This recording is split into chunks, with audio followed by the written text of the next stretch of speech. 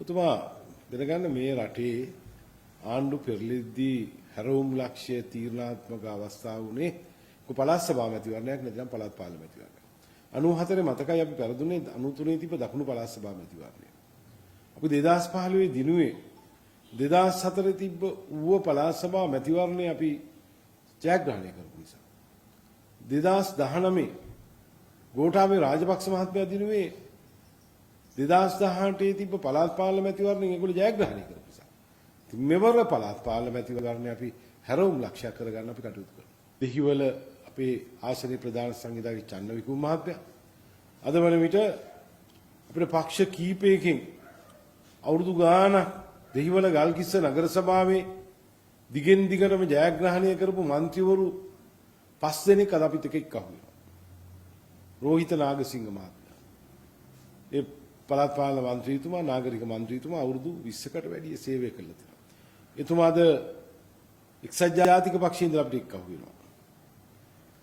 Geoffrey ආබ්ඩීන් මහත්මයා දිගින් දිගටම එක්සත් ජාතික පක්ෂයේ ඉඳලා ජයග්‍රහණය කළා තියෙනවා. අද සමගි ජන බලවේගයට එක්ක අහු වෙනවා.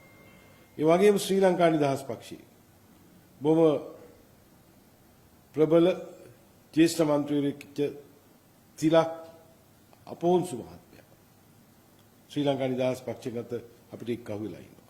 ඒ වගේම පොදු ජන පෙරමුණේ බොහොම ජ්‍යෙෂ්ඨ මන්ත්‍රීවරු දෙන්නෙක් වල සමන්ත කොස්තා මහත්මයා අද අපිට එක්ක අහු වෙනවා. ඒ වගේම ශ්‍රී ලංකා පොදු ජන පෙරමුණේ ප්‍රියන්ත සිල්ල මහත්මයා අද අපිට එක්ක අහු වෙනවා. මම එතුමාලගේ ඇහුවා ඇයි තමුන්නාන්සලා මෙහෙම අදහස් කරේ අපිට එක්ක අහු වෙන්නේ. එතුමා කිව්වා මේ රටේ බාර දෙන්න ඉන්න හොඳම පක්ෂ සමගි ජන බලවේගය.